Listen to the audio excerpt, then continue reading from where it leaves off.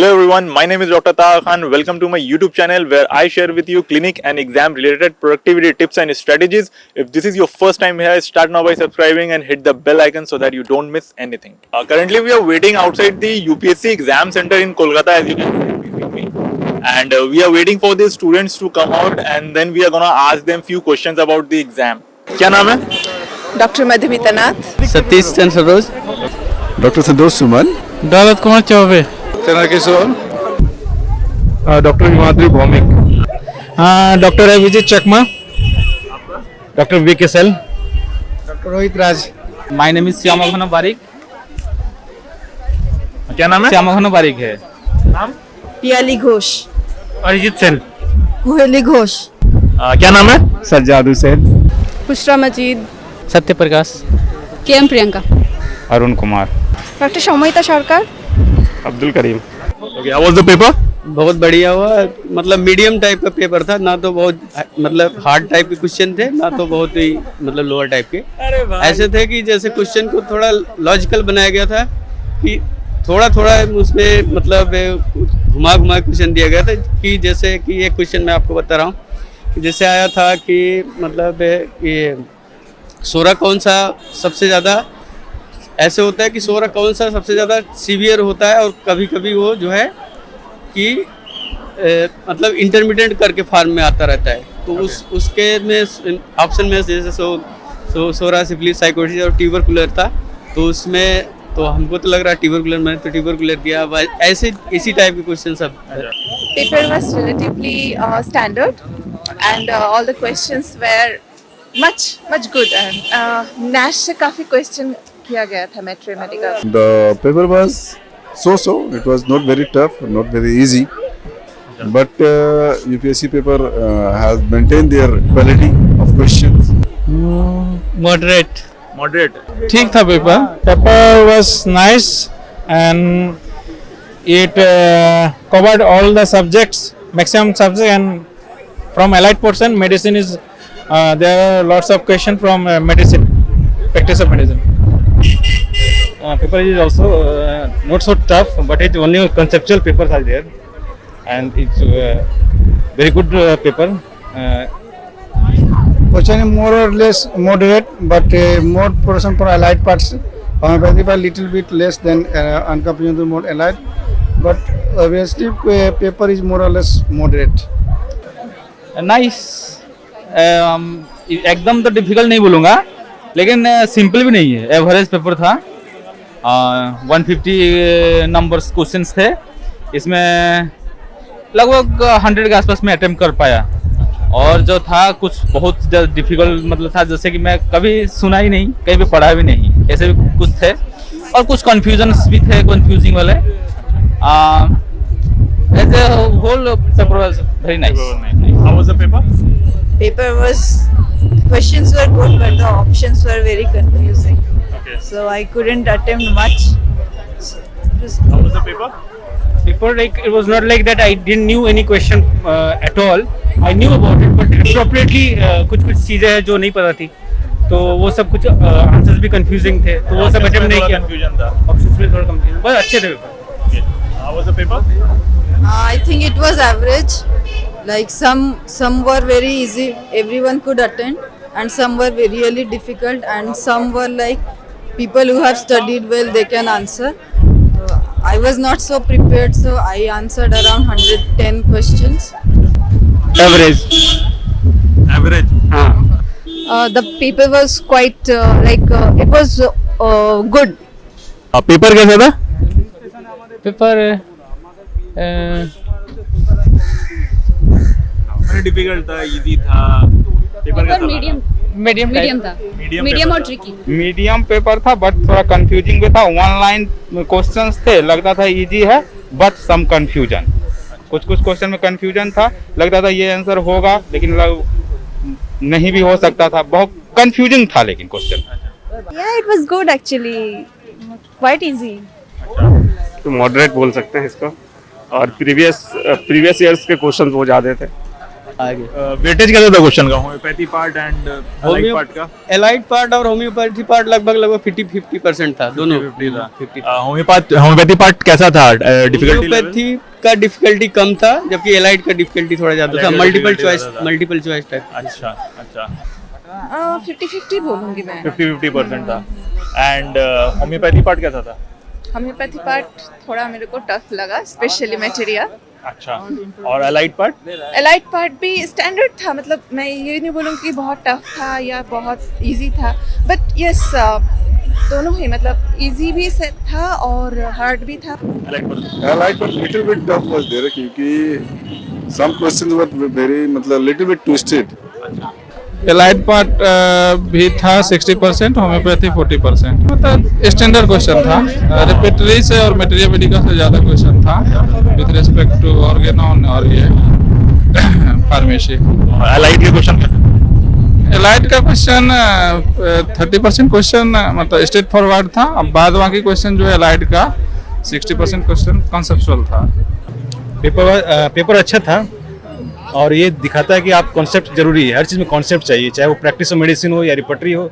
Without concept not possible, just like previously question जो था कि रट के भी चले जाते थे, बट अभी बेस्ड बुक्स वगैरह पढ़ के कुछ नहीं है। जब तक आप कॉन्सेप्ट नहीं क्लियर होगा तब तक आपका सॉल्यूशन बहुत मुश्किल है। एटलीस्ट सिलेक्शन के लिए कॉन्सेप्ट जरूरी चाहिए। यही बात है, एमसीक्यू मोर हेल्प ज़्यादा हेल्पफुल नहीं है, कंसेप्ट जरूरत है, माने सब्जेक्ट का पकड़ होना चाहिए, माने क्या मैटर्स है इसका बहुत ज़्यादा जरूरी है, रट के ज़्यादा कुछ नहीं कर सकते। अराउंड 50-50। 50-50 इक्वल। होम्योपैथी के क्वेश्चंस कैसे थे? होम्योपैथी के क्वेश्चंस तो स्टैंडर्ड यूपीएससी लेवल का था, अच्छा, एकदम ऐसे नहीं है कि बहुत सिंपल था, यूपीएससी लेवल का था। कम आए थे एक ही है। और सिंगल असेशन रीजन आया था, बाकी सब वैसे वन लाइन क्वेश्चंस थे मैक्सिमम, और मल्टीपल था। ऑप्शंस भी कुछ थे। इक्वल, ऑलमोस्ट इक्वल था। Equal weightage. हाँ। होम्योपैथी के क्वेश्चंस कैसे थे? होम्योपैथी का जो क्वेश्चन था मोस्टली जो था वो थोड़ा सा डीप से रिलेटेड था, जो रेगुलर पढ़ा होगा डीप से जा करके पढ़ा, जैसे नैश से पूछा था, उसके बाद से नैश का ट्रायो ऐसे पूछा था, या फिर बोरिक अंदर का जा करके क्वेश्चन पूछा था, या बोरिक का मोस्टली लाइन उठाया था, जो कि थोड़ा सा अनकॉमन बोला जाएगा। वैसे जैसे कोई एमसीक्यू बुक वगैरह में जो अभी तक नहीं मिलता है वो सब सारा चीज़, जैसे फार्मेसी से जो है आई सोड एलर सोड वगैरह ये सब भी पूछा, अच्छा। जो कि यूजुअल क्वेश्चन नहीं है, नॉर्मल क्वेश्चन नहीं है। एकदम नया बोला जाएगा। और अलाइड का क्वेश्चन कैसा था? एलाइड का क्वेश्चन ठीक था, एलाइड का क्वेश्चन सही था, केस दिया था वो थोड़ा सा ट्रिकी था। होम्योपैथिक और एलाइड पार्ट का मोर और लेस इक्वली रेशियो था। अच्छा, होम्योपैथी क्वेश्चंस कैसे थे? क्वेश्चंस बहुत बेसिक थे, अच्छे थे। एंड अलाइड के क्वेश्चंस? अलाइड के क्वेश्चंस कुछ ट्रिकी थे बहुत सारे, कुछ कुछ मुझे समझ में भी नहीं आए, और कुछ कुछ वेरी बेसिक, मतलब बहुत basic. Some questions are so difficult from philosophy part. लेकिन होम्योपैथी का ज्यादा था, होम्योपैथी के Homeopathy क्वेश्चन part ज़्यादा स्पेशली मटेरियल ऑर्गेनल। अच्छा, और होम्योपैथी के क्वेश्चंस वगैरह कैसे थे? होम्योपैथी का क्वेश्चंस जो था फिलोसफी पार्ट से थोड़ा ज़्यादा था, और डायरेक्ट एलेंस से कम क्वेश्चंस थे, और even boric Nash boric Nash से ज्यादा? हाँ, ज़्यादा क्वेश्चन था, फिलोसफी से भी क्वेश्चन। स्पेशली जो ट्रायो वाले जो आते हैं वो ज्यादा। और अलाइड के क्वेश्चन कैसे थे? अलाइड का भी ठीक ठाक था, ट्रिकी था। एलाइड में आपको बोल सकते हैं कि मेडिसिन से नर्वस सिस्टम से क्वेश्चन था अच्छा खासा, फिर आप बोल सकते हो कनेक्टिव टिश्यू डिजॉर्डर से मेनली क्वेश्चन था, कनेक्टिव टिश्यू डिजॉर्डर से क्वेश्चन था, और कुछ कुछ क्वेश्चंस जो थे मतलब इंफॉर्मेटिव, जैसे एक पूछा था कि मोनिका किससे रिलेटेड है WHO में, ये सब इंफॉर्मेटिव न्यू हो सकता है क्वेश्चंस, इसके बारे में आइडिया नहीं है। और इवन PSM से भी क्वेश्चंस था, ठीक है, और गायनी ऑप्स से क्वेश्चंस थे लेकिन कुछ कम ही थे। रिपर्टरी से सिंगल मेडिसिन, हाँ, रिपर्टरी से single medicine specially Kent and BBCR। Homeopathic part थोड़ा इजी था in comparison to allied part, और मेडिसिन के क्वेश्चन ज़्यादा थे। परसेंटेज क्या था? होम्योपैथी पार्ट इक्वल 50-50 थे ना, वो ज्यादा कम में था? होम्योपैथी ऑलमोस्ट इक्वल था। Almost equal. But I thought कि होम्योपैथिक थोड़ा ज़्यादा ही था, स्पेशली मेट्रिया थोड़ा ज्यादा हाँ, you're right. होम्योपैथी के क्वेश्चंस कैसे थे? होम्योपैथी के क्वेश्चंस इजी थे कंपैरिजन टू अलाइड्स.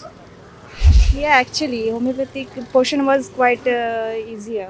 और अलाइड के क्वेश्चंस कैसे थे? अलाइड्स थोड़ा सा मतलब लेवल ऊंचा था, मतलब बहुत टफ तो नहीं बोल सकते, लेकिन रिपीटेड क्वेश्चन ज्यादा था, स्टैंडर्ड बोल सकते हैं. Yeah, it was actually good paper. Paper was बहुत अच्छा ही था. कट ऑफ कितना तक जाएगा? कट ऑफ जा सकता है करीब 90 तक तो जाना चाहिए. 90 तक जाएगा, उससे नीचे तो नहीं आना है, क्योंकि 131 क्वेश्चन मैंने अटेम्प्ट किया है. उस लेवल पे अगर जो और अच्छे पढ़ने वाले हों लगभग 140 तक किए होंगे. ये हमारे अनुसार 80 to 90 के बीच कट ऑफ जाएगा. मतलब 80 to 90 मतलब आउट ऑफ 150 क्वेश्चंस, मतलब परसेंटेज के हिसाब से देखा जाए तो 60 प्लस. कट ऑफ मेरे हिसाब से जनरल के लिए 80 to 85 रहेगा, एंड ओबीसी का भी वही आसपास ही रहेगा, एंड SC/ST का आई थिंक 60 तक जाएगा. कट ऑफ कितना तक जाएगा? 90 प्लस तो जाना ही है जनरल का. मे बी 80 पता नहीं है, जैसे पिछला साल का नहीं पता है कि कितना गया था. कितना जाना चाहिए माने अकॉर्डिंग टू दिस पेपर? 70 80. मेरे ख्याल से कट ऑफ जाएगा around not more than 85 to 90 question. उससे ज्यादा नहीं जाना. नहीं, ये मैं कैसे बताऊं कट ऑफ, लेकिन मेरे हिसाब से शायद हाई होगा. हाई कट ऑफ जाएगा. हाँ, हाई कट ऑफ हाई. अच्छा, कट ऑफ कितना जाने का चांस, कुछ आइडिया? कट ऑफ हाई भी जा सकता है. हाई भी जा सकता है. हाँ, मे बी ओबीसी में हमें जो लग रहा है 90 के आसपास ओबीसी, और जनरल में 100 प्लस जाना चाहिए. 110 108 जो भी कुछ हो इस तरह से. रहा है कि 60 to 70 के बीच में, 65 अबव ही जाएगा. 65 to 70 के बीच में percentage general. Percentage, I think it will be a bit higher this 90 year. to 100 Cut off थोड़ा 90 to 100. Cut off, see, is very difficult to say right now because for me it is a standard paper. So right now I cannot say what will be the cut off because there may be, but yes, I can say one thing, that is the cut off will be standard cut off. Not so high and not so low, but will be standard cut off. That I can say.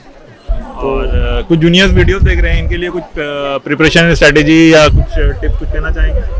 Preparation के लिए मैं तो यही कहता हूँ, regular जितने भी question आते हैं वो पढ़ते रहें, और जो जैसे टेस्ट सीरीज जो ज्वाइन करते हैं, जो कोचिंग ज्वाइन कराती हैं, जैसे पल्स हुआ और सब अदर ऑनलाइन चलती है, उसको ज्वाइन करें और रेगुलर क्वेश्चन करें. कम से कम रेगुलर 300-400 क्वेश्चन रेगुलर अटेम्प्ट करें. बाकी अपना बेसिक क्लियर करें. बेसिक में जैसे मल्टीपल चॉइस में आता है क्वेश्चन, तो बेसिक ही आता है. बेसिक टाइप के क्वेश्चन ज़्यादा आते हैं, मतलब क्लियर होना चाहिए बेसिक. ओके, चलो बेस्ट ऑफ लक. उसके बस go through all the previous years questions papers. अच्छा, Work sincerely and study hard. This is the way only. जब बेसिक्स पढ़ना है, कंसेप्चुअल पढ़ना है, मतलब क्वेश्चन बैंक भी करना है, बट कंसेप्ट बेस्ड पढ़ना पड़ेगा, क्योंकि क्वेश्चन कंसेप्चुअल आता है आजकल. Okay, best of luck. Thank you. Paper was the standard paper. One thing I must say to every aspirant of UPSC, like if you want to go for UPSC, try to clear up your basic ideas. It's not matter of only MCQs. If you are looking for MCQs without having any concept of your basic subjects, that will not be sufficient for cracking UPSC. So first of all, I should mention about this paper, today's paper, that a very standard one. There was lot of multiple choice question along with a lot of options in each individual questions, which represent the basic concept of all the subjects.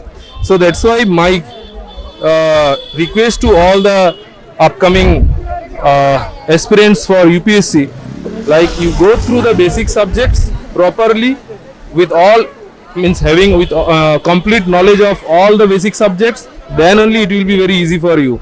Don't look for only MCQ based books and the other particular study materials things. Just have go for basic knowledge. Last minute preparation से कुछ नहीं होगा, शुरू से पढ़ना होगा. Theory based questions आते हैं तो सब कॉन्सेप्ट्स क्लियर रखने होंगे, रट्टा मार के कुछ नहीं होगा. कुछ प्रिपरेशन टिप्स जूनियर्स के लिए?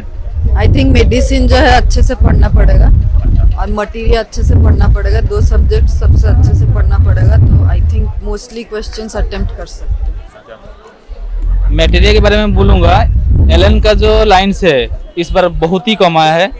सब दिया है नैश, बोरिक, कैंट में कौन सा वो लाइन एकदम पूछा है कि नैश में इसके बारे में कौन सा मेडिसिन लिखा है. तो ये सब जो एलन को छोड़ के जो और जो मटेरियल का है इसका अच्छे से कॉन्सेप्ट बनाना पड़ेगा और क्वेश्चन को अच्छे से पढ़ना पड़ेगा. इसमें लिखा है एक्सेप्ट, नॉट, ये सब अच्छे से पढ़ना पड़ेगा. जैसे क्वेश्चन अच्छे से नहीं पढ़े लेकिन लगा ये ऑप्शन है लेकिन इसमें दिया होगा नॉट, इसमें थोड़ा कंफ्यूजन रहता ही है. मैंने रीडिंग एरर ना, रीडिंग और अच्छे से मतलब बेस क्लियर रखना पड़ेगा. बस जस्ट एमसीक्यू सॉल्व करके आ गया प्रीवियस ईयर का, ऐसे भी नहीं होगा. स्टार्टिंग से भी प्रिपरेशन जरूरी है एंड बेसिक कांसेप्ट भी जरूरी है. क्वेश्चन रिपीटेशन बहुत ही कम हो रहा है. अच्छा. और नया नया क्वेश्चन आ रहा है. ऐसा नहीं है कि कोई आउट ऑफ सिलेबस पूछ रहे हैं, सिलेबस के अंदर पूछ रहे हैं, लेकिन बेसिक कॉन्सेप्ट जो है वो क्लियर होना चाहिए. बेसिक बुक पढ़ा जाए, रेगुलर टेक्स्ट बुक पढ़ा जाए. टेक्स्ट बुक का कोई ऑप्शन नहीं है. जो टेक्स्ट बुक पढ़ेगा अच्छे से उसका मैक्सिमम चांसेस है, चाहे जैसा भी कंडीशन हो. अभी क्या है, जो लोग 1 साल भी कंटिन्यू एमसीक्यू लगा है उसका भी नहीं होगा. अच्छा. ऐसा कंडीशन है. तो इसलिए टेक्स्ट बुक पढ़ना बुक से होगा ही नहीं, सिर्फ एमसीक्यू से नहीं तो वो टेक्स्ट बुक होना ही है. टेक्स्ट बुक होना ही होना. मटेरियल लोग बोलते थे लेकिन मटेरियल से मेरे ख्याल से हार्डली 10 ऐसा क्वेश्चन था जो बुक में है या फिर एमसीक्यू बोला जाएगा. बाद बाकी मैक्सिमम तो 20 या 25 क्वेश्चन ही पूछा है, उससे ज़्यादा नहीं पूछा है. जूनियर लोगों का हम ये टिप्स देंगे कि आप जो भी पढ़ो जस्ट जहाँ आपको लग रहा है कि ये और ये, जैसे एक क्वेश्चन था कि ब्रेन से ही क्वेश्चन था कि आर्नोल्ड चेरी मालफॉर्मेशन होगा डेंडी वाकर, जैसे ये दोनों कंफ्यूजिंग टाइप लगता है तो आप वो कंफ्यूजन को दूर कर लो. ठीक है, जैसे स्ट्रॉन्ग अल्कोहल एब्सोल्यूट अल्कोहल है, इसका कंफ्यूजन दूर करो, ना कि आप बहुत हार्ड पढ़ो. जो मतलब आपको 2 कंफ्यूजन जो बचता है वो उस कंफ्यूजन को दूर कर लो. ठीक है, मतलब हमेशा लगता है कि 4 ऑप्शन में 2 कंफ्यूजन है, ये होगा ये होगा, उस कंफ्यूजन को दूर करना ज़्यादा जरूरी है. इवन जैसे हेपेटाइटिस बी है, हेपेटाइटिस ए है, अब ये कंफ्यूजन दूर करना है कि कौन सा डीएनए वायरस होता है, कौन सा RNA, ये कंफ्यूजन ज़्यादा दूर करना है बनस्पत की आप कोई सिंड्रोम पर हो, सिंड्रोम के बेसिक. इवन जैसे पर्निशियस एनीमिया पूछा था, गैस्ट्राइटिस ए से होता है या गैस्ट्राइटिस बी से, तो ए बी इस कंफ्यूजिंग टाइप हो गया. ये सिंपल क्वेश्चन है बट आप अगर ए या बी नहीं याद है तो वो भी टफ लगेगा आपको, जैसे पर्निशियस एनीमिया में पूछा था. मतलब इस टाइप का आप कंफ्यूजन दूर कर लो. इसके लिए मटेरियल और जो है मेडिसिन पार्ट वो अच्छे से ध्यान दें, प्लस प्रीवियस और ईयर्स का क्वेश्चन, और हो सके तो रेगुलर प्रैक्टिस के लिए कहीं टेस्ट सीरीज या फिर उस तरह का कोई कोचिंग हो तो आप ज्वाइन कर सकते हो. Yeah, I think कि previous year questions practice करना will be a good option for the juniors.